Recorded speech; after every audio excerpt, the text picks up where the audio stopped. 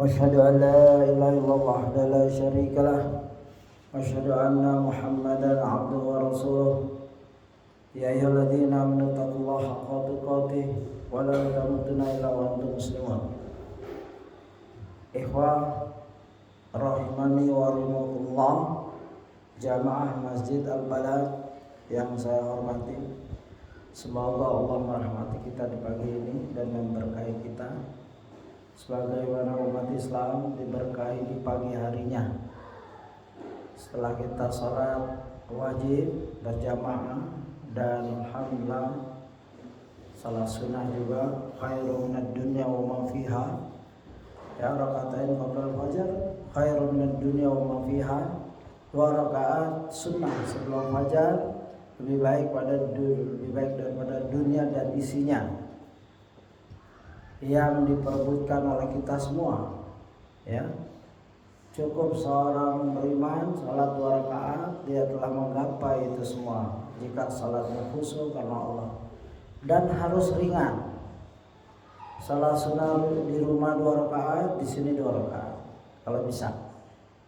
Kalau tidak perlu di rumah karena mau jamaah, boleh di sini 2 rakaat. Ringan. Seakan-akan Rasulullah tidak baca Al-Fatihah bahkan. Jadi sangat ringan. Tapi balasannya besar. Dan kalau tertinggal misalkan baru bangun tidur terus tidak mengejar jamaah, lalu jamaah sudah mulai salat subuh, maka kita qada ba'da subuh. Boleh di masjid, boleh di rumah. Ya, begitu. Jadi begitu luasnya Islam. Ya, yang akan membawa kita ke jannahnya, jannah Allah SWT. Baik, pelajaran ini adalah pelajaran lanjutan. Jadi sirah nabawiyah ini sudah ada di aplikasi Bekal Islam. Ya, silakan pakai internet, tapi Bekal Islam cari sirah. Ini ada 6 jilid seperti ini. Bagi yang punya kemudahan ya beli silahkan. Ini bukan promosi tapi manfaat sekali. Ada 2 bangsa putra Indonesia menyusun kitab sirah. Satu Kiai Haji Munawar Khalil 1940-an 50-an, yang ulama besar. Ulama pada zaman itu ada beberapa, yaitu Kiai Haji Munawar Khalil, dia punya 10 atau 11 saya lupa. Saya ada di rumah, saya punya beberapa kali beli. Itu komplit, lengkap, kelengkapan sejarah Nabi Muhammad SAW, sirah Nabi, itu bagus sekali. Yang kedua ini, belum ada sirah ditulis oleh putra Indonesia selengkap ini. Ada 6 jilid dan gratis, bisa didapatkan di aplikasi Bekal Islam, cari sirah. Ya, ini saya akan bacakan karena saya dapat hadiah dari beliau langsung, penulisnya, dengan syarat diajarkan. Alhamdulillah saya sudah memulainya secara monolog, rekaman pribadi, sudah 38 video di channel Abdurrahim Ayu, dan secara berjamaah gini baru yang keempat. Ini kajian yang keempat. Ya, yang pertama di pondok, lalu di majelis taklim Legoso, ketiga di sekolah SD, keempat di Balad. Ini yang keempat. Nanti kelima di SMP SMA Putri, terus berlanjut. Jadi saya nggak akan mengulang kecuali yang perlu saja. Ya, kita lanjut terus karena ada 6 buku, mungkin berapa tahun, suatu buku berapa tahun saya nggak tahu. Ya, tapi yang mau mengejar benar-benar silahkan. Ya, baca seperti ini dia. Bekal Islam. Ya, harus pakai internet sepertinya. Cari sirah. Alhamdulillah kita Allah mudahkan dalam menuntut ilmu sekarang, dan bahkan tidak harus beli, paling bayar internetnya saja. Jadi apa yang saya bacakan sini dalam rangka kita ngaji bersama. Kalau di rumah mungkin ngantuk, ya baca sendirian setebal ini, ya baru 3 kalimat sudah tidur. Tapi kalau bersama-sama gini, apalagi nanti ada tanya jawab, ya kalau adik-adik nggak paham nggak apa-apa. Ya, karena Syekh Masyhur Hasan Salman Beliau orang Arab, baca kitab Arab waktu masih muda, nggak paham, sampai nangis terus dia. Akhirnya berjumpa dengan ulama, dijelaskan begitu. Baik, kita sudah sampai halaman 10, di mana ini dalam bab urgensi mempelajari sirah nabawiyah. Ya, urgensi mempelajari sirah nabawiyah. Saya ke belakang sedikit karena ini penting, yaitu dalam urgensi ini Ustadz menaruh asar dari Ali bin Al-Husain bin Ali bin Abi Thalib. Ali bin Al-Husain, ya, bin Ali bin Abi Thalib. Jadi ini cucu Ali, ya, cucunya Ali radhiyallahu anhu. Husain anaknya, terus namanya Ali. Boleh dalam Islam seseorang menamakan anaknya ke kakeknya, boleh. Ini Ali bin Al-Husain bin Ali. Nanti dalam kalau belajar Rijalul Hadis, nanti ada perawi namanya Muhammad bin Muhammad bin Muhammad bin Muhammad. Itu ada berapa kali Muhammad? Itu boleh begitu dalam Islam. Ya. Yang terkenal Zainul Abidin, dia berkata, "Kunna nu'allamu maghaziyan Nabiy sallallahu alaihi wasallam wa sarayahu kama nu'allamu surata minal Qur'an."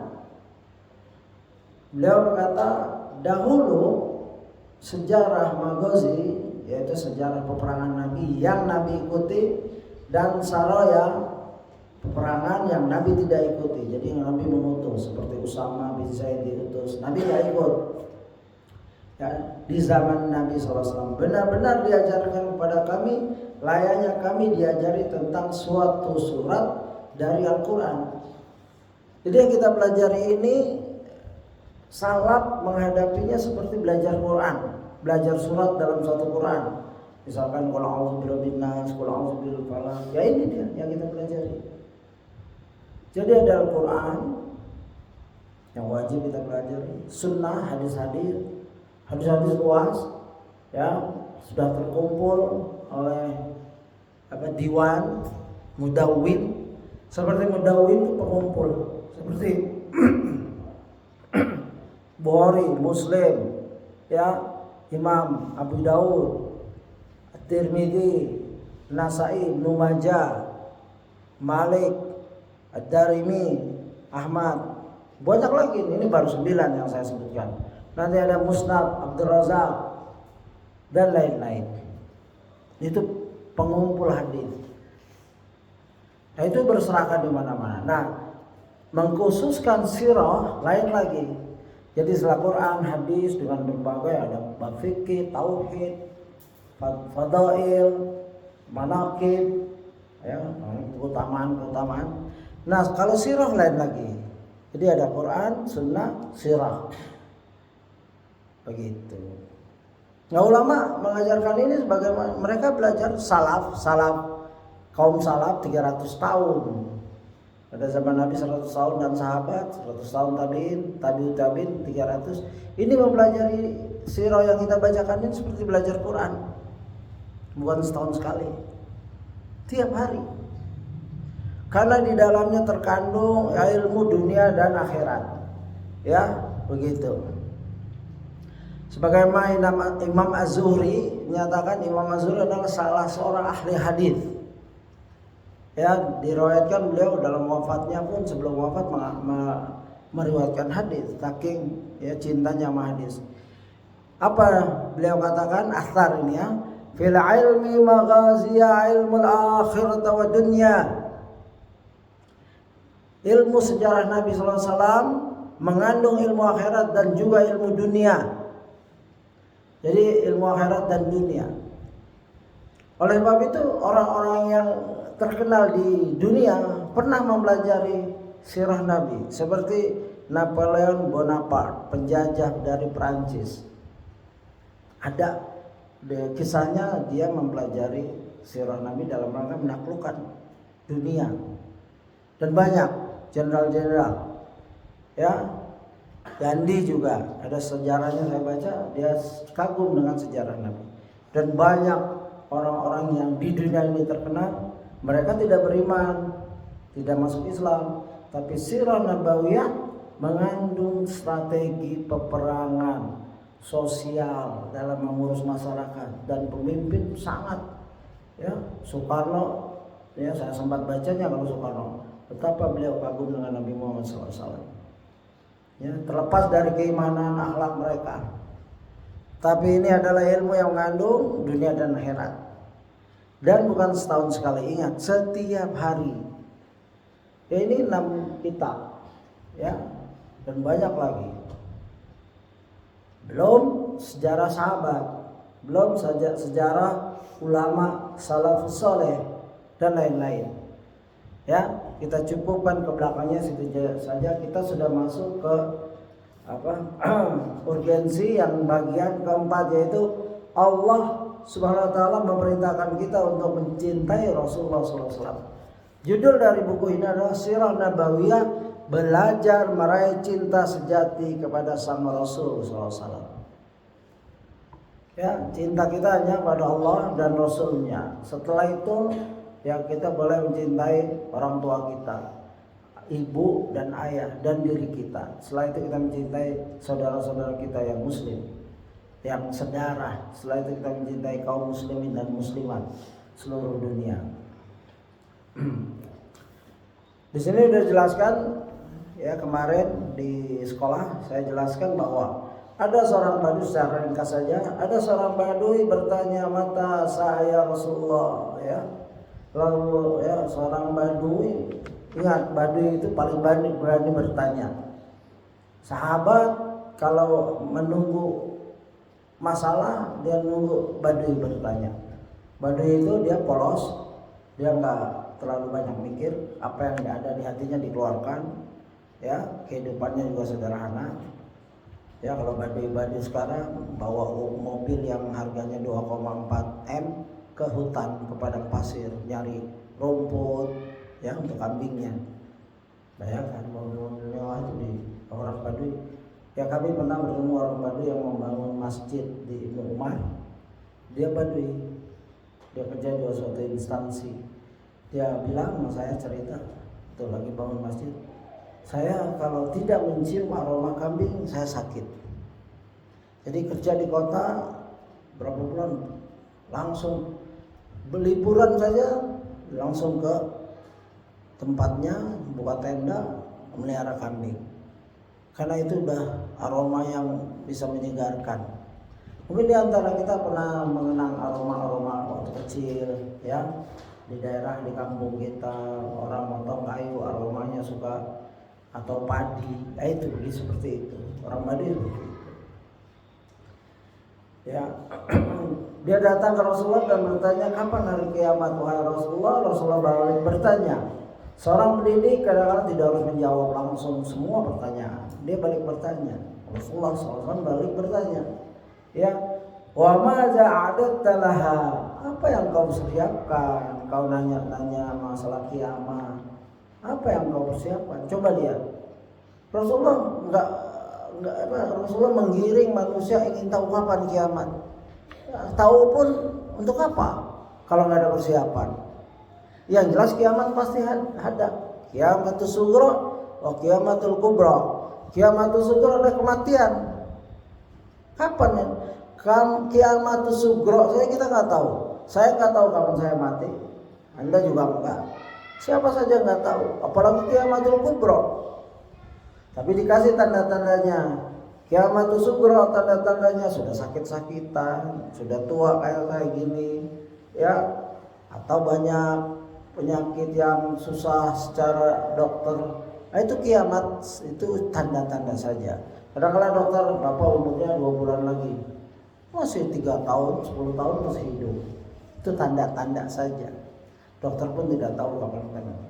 Kadang-kadang orang sehat, bugar, sehat, jasmani menjaga fisiknya, makannya dijaga, tidurnya dijaga, ya, olahraga dan lain-lain, meninggal, ya, kecelakaan. Jadi kiamatus sughra, kematian aja kita nggak tahu, apalagi kiamatul kubra.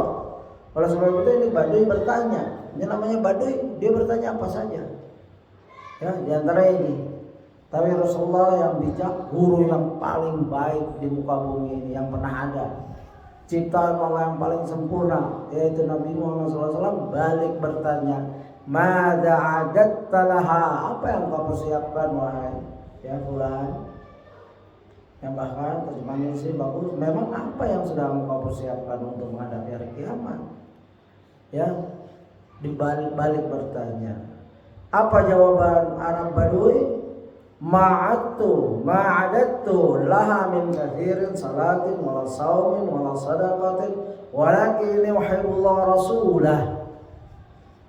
Ya, aku jujur kan, Badui jujur, polos, keseringan Badui itu jujur, polos dan apa adanya.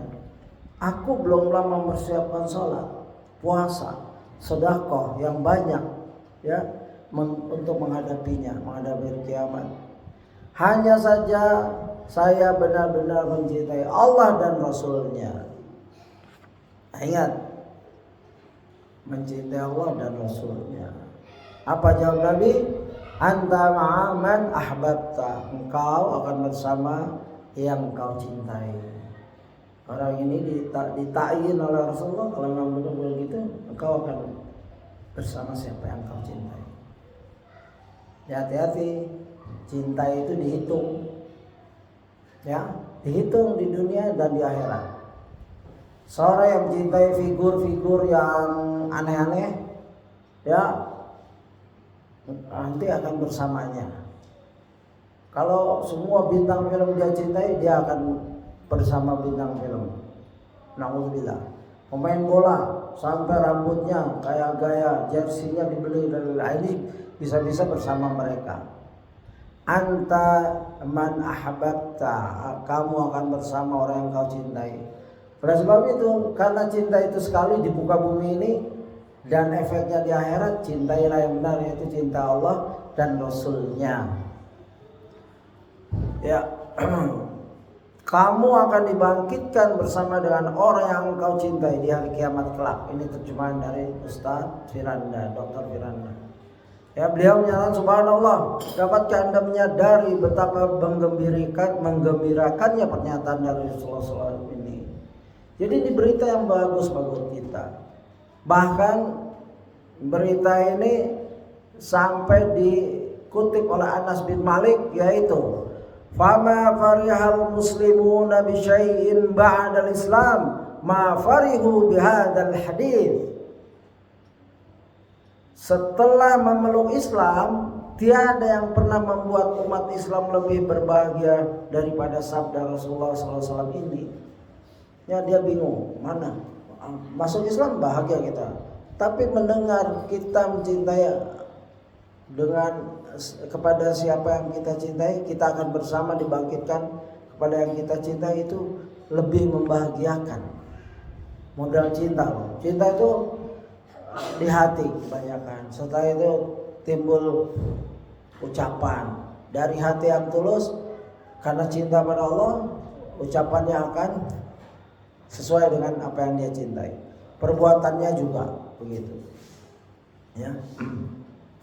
Anas bin Malik kembali menuturkan, ya, wa ana uhibbun nabi sallallahu alaihi wasallam wa Abu Bakar wa Umar wa arju an akuna ma'ahum, ya, bi hubbi iyahum wa in lam a'malu bi misli a'malihim.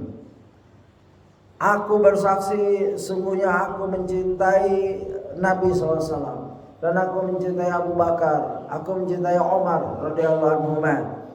Ya, begitu. Ini ucapan Anas bin Malik, sahabat juga. Dengan kecintaan tersebut, aku sangat berharap untuk dapat dikumpulkan bersama mereka di akhirat. Dengan mencintai Nabi, Abu Bakar, Umar, berharap kita kumpul di akhirat nanti. Ya. Dan juga Anas bin Malik menyadari betapa jauhnya amalan beliau, ya, dengan amalan Nabi, Abu Bakar dan Umar. Dia tahu diri, dia bukan pede, ya, overestimate terhadap dirinya. menilai dirinya sudah selevel dengan Nabi. Abu Bakar, naudzubillah. Padahal ini sahabat besar, Anas bin Malik, perawi hadis, pejuang, ya, melihat Nabi, mendampingi Nabi. Ya, aku berharap aku bisa berkumpul dengan Nabi, Abu Bakar, Umar. Begitu tawadunya, ya, agar aku bisa kumpul di akhirat. Meskipun aku tidak mampu beramal seperti amalan mereka. Siapa yang sanggup beramal seperti amalan Nabi? Siapa yang sanggup beramal seperti amalan Abu Bakar radhiyallahu anhu? Siapa yang sanggup beramal dengan amalan Umar bin Khattab yang wafatnya saja ditikam oleh Abu Lu'lu'ah, ususnya terburai. Setiap dia minum keluar dari usus. Beberapa hari Abu Lu'lu'ah membunuh dia dalam keadaan sholat, ya, dengan pedang yang dua mata.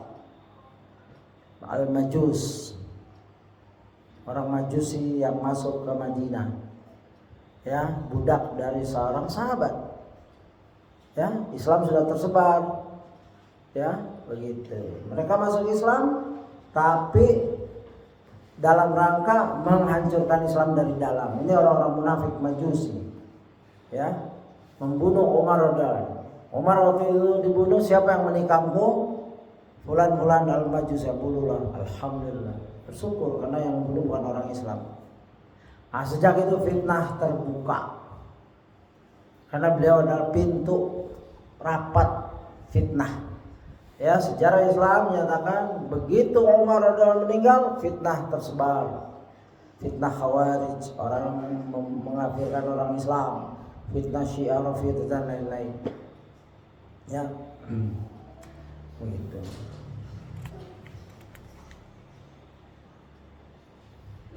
Dan juga tuntunan mencintai Rasulullah, ya, dalam rangka kita membaca sirah nabawiyah ini berdasarkan dalil, yaitu la yu'minu ahadukum hatta akuna habba ilaihi min waladihi wan nasi ajma'in.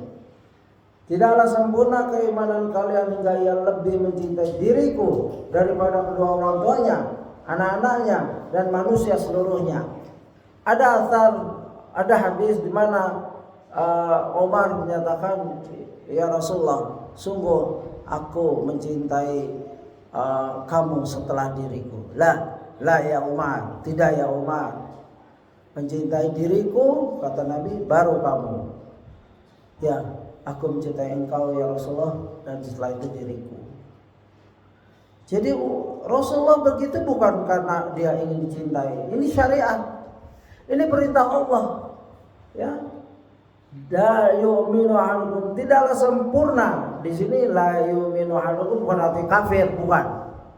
Ada orang yang mencintainya kurang, ya, dia mencintai kekasihnya atau yang lain. La yu'minu ahadukum, di sini bukan kafir, bukan, tapi tidak sempurna keimanan kalian hingga ia lebih mencintai diriku daripada kedua orang tuanya dan anak-anaknya dan manusia seluruhnya. Biasanya manusia mencintai orang tuanya, anak-anaknya, ya, begitu. Maka ini harus dibawa dari mencintai Allah dan Rasulnya.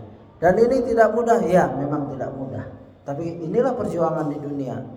Di akhirat nggak dituntut, di akhirat dihisab, hisab tentang cinta kita, hisab tentang rasa cinta kita pada kedua ini, yaitu Allah dan Rasulnya, ya, begitu. Kalau di dunia kita berjuang mencintai Allah dan Rasulnya dengan segala kemampuan, segenap jiwa raga, ya. Ini kita sudah sampai situ, yaitu hadis la yu'minu ahadukum hatta akuna habba ilaihi min waladihi wan nasi ajma'in. Yaitu hadis di hadis Bukhari nomor 15 dan Muslim nomor 44. Biasanya kalau nomor 15 ini di Kitabul Iman. Setelah Ba'dal Wahyu Bukhari, lalu Kitabul Iman, Kitabul Ilmi, Kitabul Taharah. Imam Muslim begitu juga. Dan ini hadis 44 berarti ya sama seperti Kitabul Iman.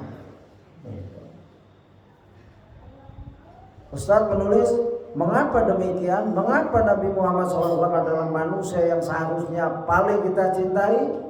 Karena kecintaan itu sangat berkaitan erat dengan kasih sayang, jasa, dan kebaikan. Mengapa tidak kita mencintai Rasulullah? Kenapa kita tidak mencintai Rasulullah? Yang jiwa raganya dikerahkan untuk dakwah, mengajak umat manusia seluruh dunia dan jin. Ingat, Sakalain itu jin dan manusia. Rasulullah, Nabi kita yang ini terakhir, diutus oleh Allah Subhanahu Wa Taala untuk mendakwakan jin dan manusia. Dalam surat jin itu, ya baca surah Juz 29. Ya, setelah Tabarak nanti di belakang itu ada surat jin. Kisahnya jin itu datang melihat kok kita nggak bisa ngambil berita lagi, ya. Karena ada seseorang telah diutus, lalu mereka berkumpul melihat, oh ini dia nih yang mencegah kita ke langit mencuri berita untuk para dukun. Nah situ ya, bukti bahwa jin belajar Islam. Jin mendengarkan Qurannya, ya, dan beriman. Setelah itu ada jin, ada yang iman, ada yang kafir, ada yang munafik, ada yang Yahudi, Nasrani, macam-macam, ya. Begitu. Pantas wajib kita mencintai Rasulullah karena jiwa raganya untuk dakwah ini, untuk tauhid. Sebagai contoh, mengapa kita sangat mencintai ayah dan ibu kita? Karena kita tahu jasa mereka sewaktu kita kecil seperti apa. Dengan sebab kedua orang tua kita lah Allah Subhanahu Wa Taala mengadakan kita di atas muka bumi ini. Ya. Sekiranya mereka tidak mau merawat kita, bisa jadi kita sudah tiada. Siapa gerangan yang merawat kita sewaktu kecil, menyusu kita, rela tidur, ya, rela tidak tidur agar kita bisa tidur, tidak bisa tidur semalam suntuk karena merawat kita tatkala sakit. Ya ini Ustaz membawa kias, ya, bahwa biasanya orang yang berjasa patut kita cintai, terutama ibu kita, ayah kita. Ya, yang nyari nafkah siang malam, nggak kenal panas hujan, dia berangkat pagi masih ngantuk, kadang-kadang dipaksakan. Inilah ayah kita.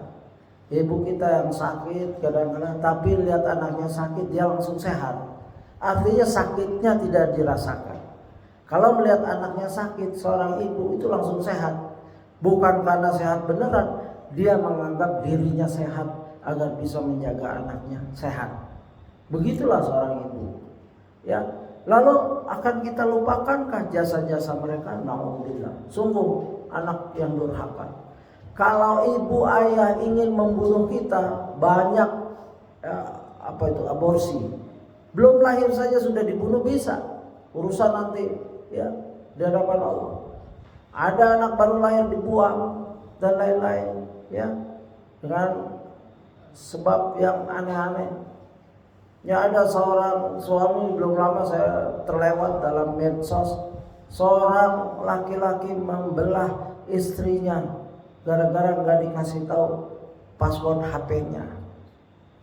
La haula wala quwwata illa billah. Sekarang ini lebih kejam lagi, bukan karena takut kelaparan.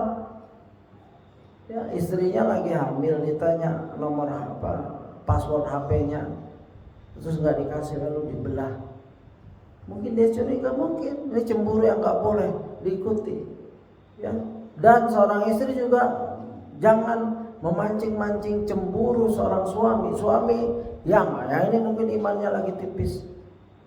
Na'udzubillah min dzalik. Di zaman seperti ini ada kehidupan seperti itu. Tanpa hidayah manusia bisa buat apa saja. Tanpa hidayah dari Allah, maunah pertolongan dan hidayah, manusia bisa berbuat apa saja. Serem. Oleh sebab itu kita perlu hidayah. Dari Al-Quran kita baca tafsirnya, dari hadis kita baca sarahnya, dari sirah kita belajar mengambil ya ibrah, pelajaran yang agung. Bagi saudara yang sudah menjadi orang tua, pastilah dapat merasakan hal yang sama. Kita bisa rasakan betapa sayangnya kita kepada anak kita. Kita belikan apa saja untuk mereka agar mereka gembira dan senang. Kalau anak kita sakit, pikiran kita sangat terganggu dan gelisah. Ketahuilah bahwa demikianlah perasaan dan sikap ayah dan ibu kita dahulu terhadap kita. Seorang yang udah mempunyai anak baru tahu bahwa dulu ibu saya susah seperti ini ya, meyakinkan ada makanan hari ini, meyakinkan anak bisa sekolah, berat sekali jadi ayah. Berarti ayah saya dulu capek seperti ini, bahkan mungkin lebih dari saya, begitu. Maka tambah syukur, tambah kasih sayang, tambah doa kalau sudah meninggal, ya. Kebaikan kita kepada orang tua tidak sampai mereka hidup saja. Jangan berpikir, waduh ayah sudah mati, sudah meninggal, ibu sudah meninggal, padahal saya sekarang lagi kaya-kayanya, saya ingin menyediakan makan ini itu yang mereka nggak pernah makan. Ada kan kita suka kayak gitu. Itu hayalan. Sudah qadarullah ma syaa fa'ala. Dulu waktu kita miskin, ibu masih hidup, bapak masih hidup. Begitu kita kaya, mereka udah meninggal, gak bisa menikmati rezeki yang kita punya. Gak apa-apa, doa itu yang diperlukan. Doa itu mungkin lebih dari hidangan yang termewah di muka bumi ini. Doa seorang anak ba'da sholat, dalam ruku, dalam sujud, ba'da sholat, ya Rabbi firli wali walidayya warhamhuma kama rabbayani shaghira. Lebih indah, lebih mahal daripada mobil yang ini mobil untuk ibu, rumah untuk ibu 10 tingkat, ini ayah, lebih. Karena mereka sudah gak perlukan itu. Mereka perlukan amal baik kita tercatat, lari ke ayah dan ibu. Salat kita lari ke ayah dan ibu. Makanya salat yang khusyuk. Selain untuk diri kita, untuk dua orang tua kita. Pelajari terus salat. Ya pelajari terus, jangan malas. Pelajari, baca Quran, setiap hurufnya kebaikan untuk diri kita dan orang tua kita yang sudah wafat. Kalau masih hidup, kalau punya kekayaan, bu ini untuk ibu, bu bapak ini untuk bapak, ya. Dan ajarkan istri kita jangan pelit kepada orang tua kita, nggak boleh.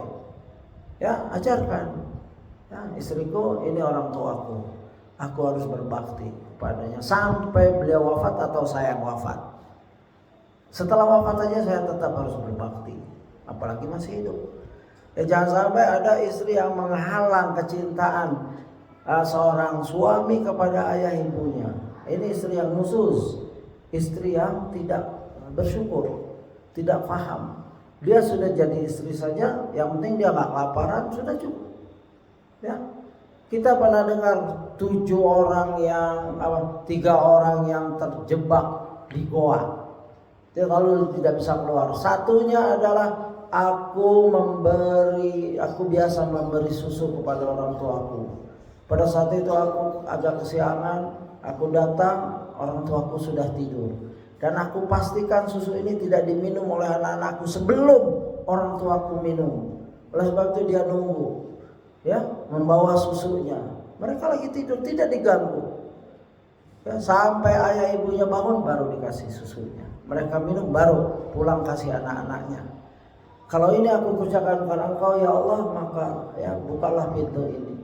Kalau pintu itu terbuka, ya batu itu besar terbuka. Begitulah seharusnya kita mencintai orang tua kita dalam rangka mengamalkan cinta Allah dan Rasulnya. Kenapa kita mencintai orang tua? Karena kita cinta Allah dan Rasulnya. Allah menyuruh kita cinta kepada orang tua kita. Allah ya Rasulullah menyuruh kita cinta kepada orang tua kita. Ya begitu. Jadi nyambung itu. Kalau kita mencintai orang tua, nyambung mencintai Rasulullah karena ajaran Rasulullah, dan nyambung mencintai Allah karena ajaran Islam, ajaran Allah. Ya inilah yang kita dapatkan dari buku yang bagus ini, insyaallah. Kalau mampu ya dibeli, kalau enggak ya enggak apa-apa, ada di internet. Kalau saya ini dapat gratis dengan saya mengajarkan. Ya, alhamdulillah. Beberapa ustadz dikasih gratis 6 buku. Kalau beli ya mungkin 1 juta sekian. Ini bukan promosi ya. Saya nggak dapat keuntungan kalau kamu antum beli buku. Keuntungan saya pahala. Ya, kumpulkan buat anak. Ada perpustakaan di rumah, tafsir Ibnu Katsir yang 8 tuh. Terus hadis Bukhari, kalau bisa sarannya Fathul Bari yang sekian banyak, 50 berapa jilid kalau bisa, kalau enggak apa-apa. secara muslim. Terus ini 3 aja. Ya, gitu. Jadi punya perpustakaan di rumah, pojok kecil, dan biasakan anak-anak walaupun sekarang sudah ada internet, biasakan duduk buka buku bersama, ya, gitu.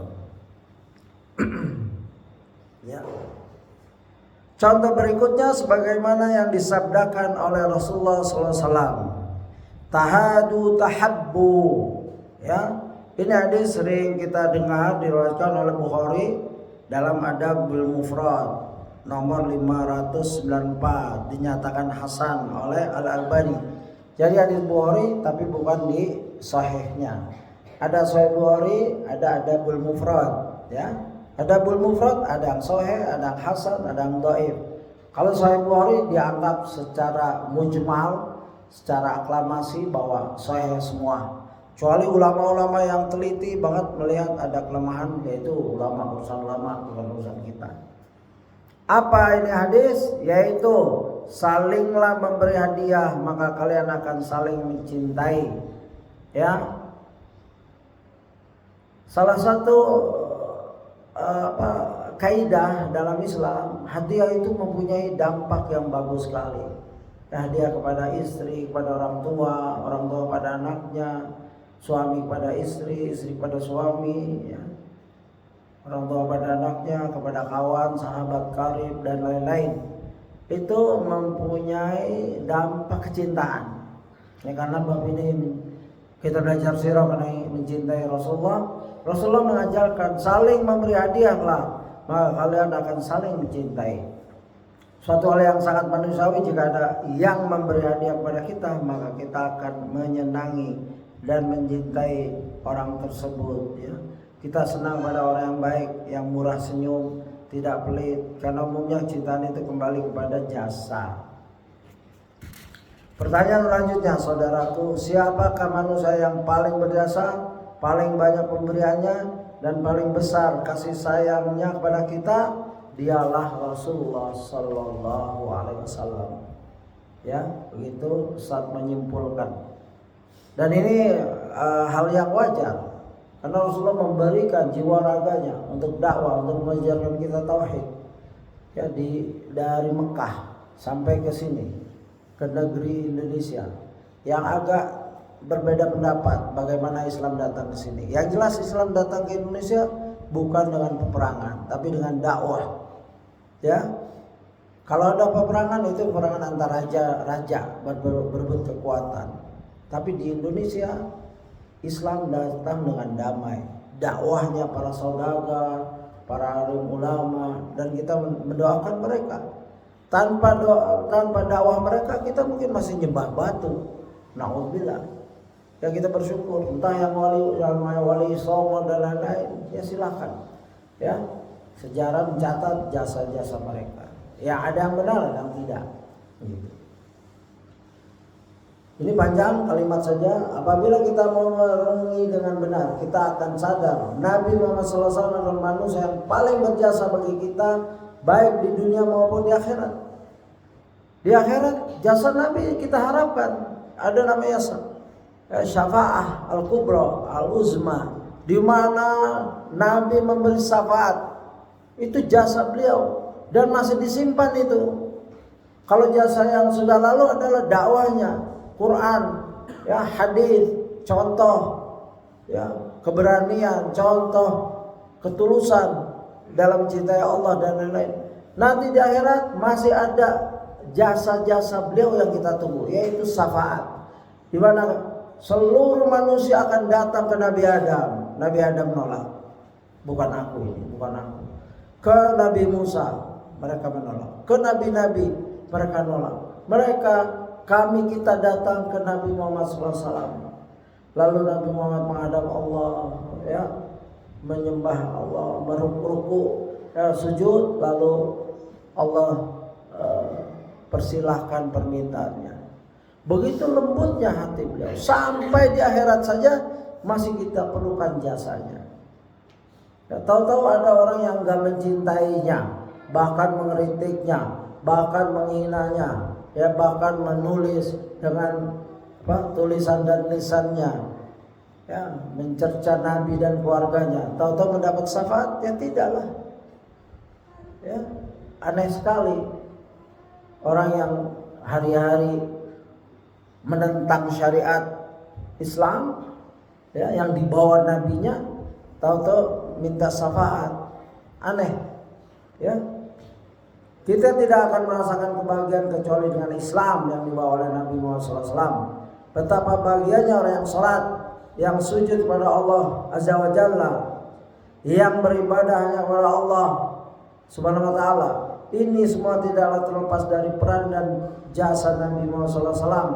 Beliaulah yang telah berjuang keras, bahkan menanggung hinaan, cacian, makian, cercaan, dan berbagai jenis gangguan demi menyampaikan keindahan dan ketenangan Islam pada kita. Beliau dituduh dengan berbagai macam tuduhan, diusir dari kampungnya yang sangat dicintainya, yaitu Mekah, dihinakan, dijuluki penyihir, pendusta, orang gila yang mungkin tidak pernah kita alami. Beliau sampai berdarah, terluka dan berkorban demi tersebarnya Islam, walaupun harus dimusuhi kerabat dan orang-orang terdekatnya seperti pamannya, yaitu Abu Lahab. Sungguh kalau bukan karena Allah SWT, kemudian jasa dan pengorbanan besar Nabi Muhammad SAW, kita tidak akan meraih kebahagiaan apapun, baik di dunia maupun di akhirat. Karenanya wajib dan memang sepantasnya bagi kita untuk mencintai Nabi SAW dengan cinta yang sebenar-benarnya, dengan cara mengikuti sunnah nabinya, mengikuti Islam yang diajarkan olehnya, dan seterusnya. Karenanya wajib dan sepantasnya bagi kita untuk menempatkan kecintaan kepada Nabi Muhammad SAW pada posisi teratas, melebihi cinta kita kepada makhluk lain selain beliau, baik itu kedua orang tua atau anak-anak kita. Ya. Lantas bagaimana mungkin seorang dapat benar-benar mencintai Nabi Muhammad SAW, ya, sementara ia tidak mengenal beliau? Ya. Pepatah Indonesia sering kita mau, tak kenal maka tak sayang.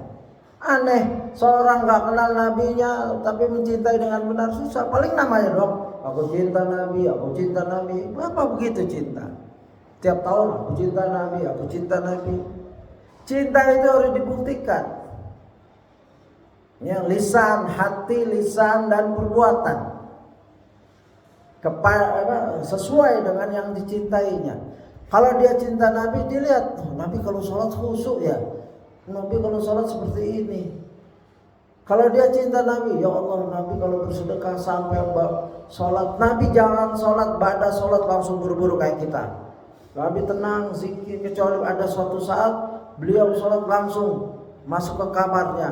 Ternyata masih ada harta atau emas yang belum dia infakkan. Itu yang mengganggu sholat dia. Ada takut dia ada emas atau benda yang masih belum dia infakkan. Begitu agungnya Nabi Muhammad SAW. Ya. Ada orang kafir Quraisy menyatakan masuklah Islam karena nabinya itu tidak takut miskin. Nabi yang rahmah, yang baik, yang memberi, tidak pernah nolak. Bahkan Nabi lagi lewat pernah dijerat ini ya, apa selendangnya sampai merah lehernya. Lalu orang ini bilang, ya Nabi, ya Muhammad, ya Rasulullah, belilah harta Allah yang ada pada kamu kepadaku. Itu Umar sudah bergetar, Umar mau nebas itu. Jangan. Ya, nanti aku kasih. Berilah harta Allah yang ada padamu kepadaku. Begitu orang Baduy kalau minta. Ya, nggak pakai proposal. Proposal 7 halaman nggak dapat lagi. Ini apa? Ini Nabi sampai merah. Ya, sahabat sudah gergetan. Ini minta nih, bagaimana ngasih nih orang? Minta kayak gitu galaknya. Tapi Nabi lembut. Iya nanti. Begitu. Dan inilah Nabi kita yang kita patut contoh. Kalau kita cinta itu harus ada buktinya. Ya, nabinya seperti itu, terus umatnya para kedekut. Niru Nabi yang mana kedekut? Niru Nabi yang mana kalau bakhil? Niru Nabi yang mana kalau pada pelit? Ini umatnya umat siapa ini? Nabi kita nggak mengajarkan itu. Bukan artinya kita harus mengumbar sampai kita miskin seperti Nabi, enggak, jangan seperti itu. Ada kaidah-kaidahnya. Zakat yang 20% wajib, infak dan lain-lain, jalankan itu kepada diri dan keluarga. Ya. Dirham yang paling bermanfaat untuk dirinya. Ya beli kitab, beli ini, jangan pelit. Ya. Pakaian yang bagus untuk sholat, haji, umroh kalau mampu, tiap tahun umroh silahkan, jangan pelit untuk diri kita. Kalau masih mampu keluarga kita, setelah itu keluarga paling dekat dan yang jauh-jauh dan tetangga kiri kanan dan lain-lain. Orang Arab terkenal. Jadi kita sudah lewati buistu lil utami makarimal akhlak. Manusia ini semua ada akhlak yang baik. Orang Arab, orang aborigin, ya saya 17 tahun di Australia melihat orang aborigin itu begitu. Baik mereka, cuma nggak kenal Islam. Kalau kenal Islam tambah baik.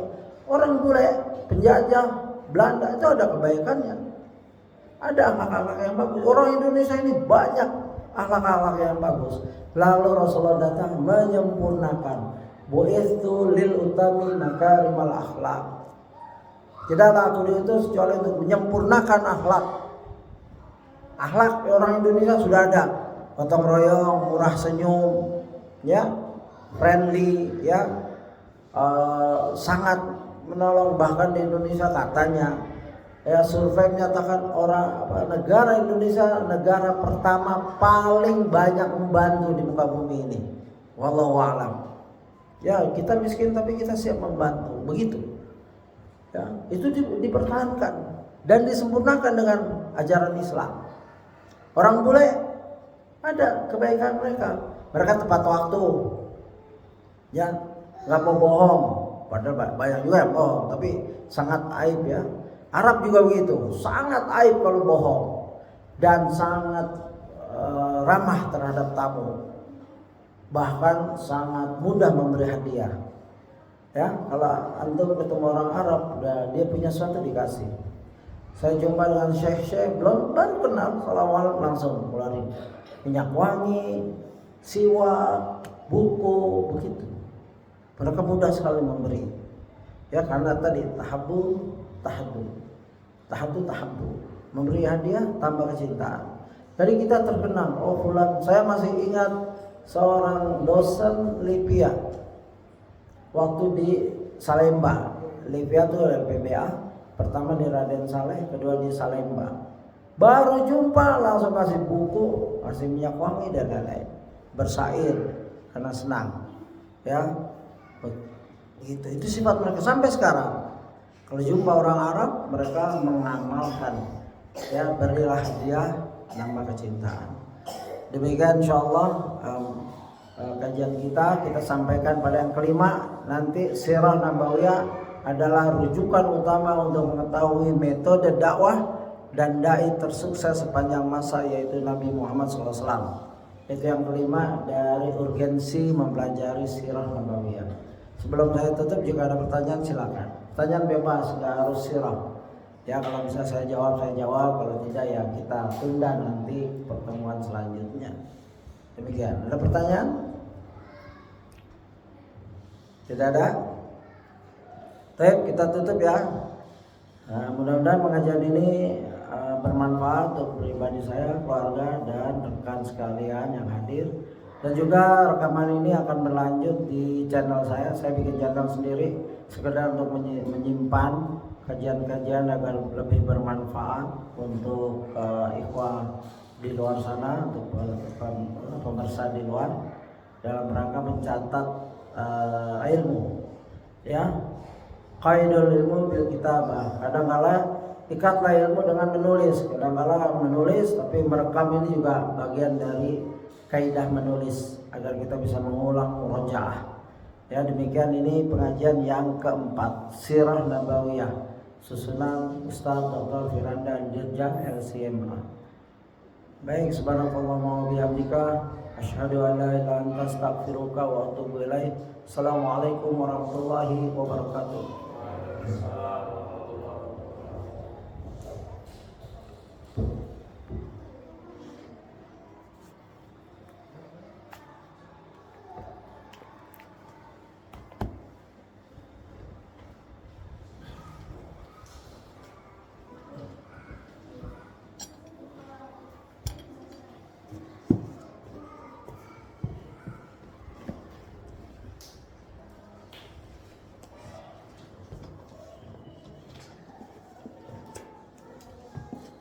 Dia mau duduk-duduk boleh.